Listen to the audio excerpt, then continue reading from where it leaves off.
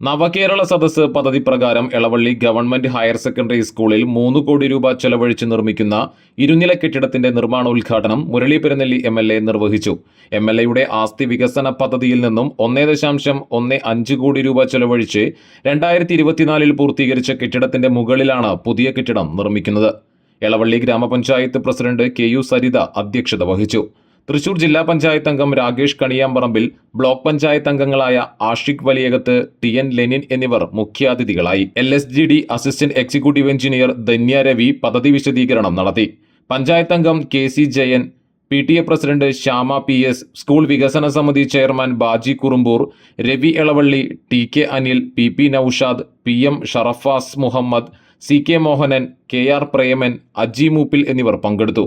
Principal CA Viji, പ്രധാനാധ്യാപിക NK Sudha എന്നിവർ സംസാരിച്ചു.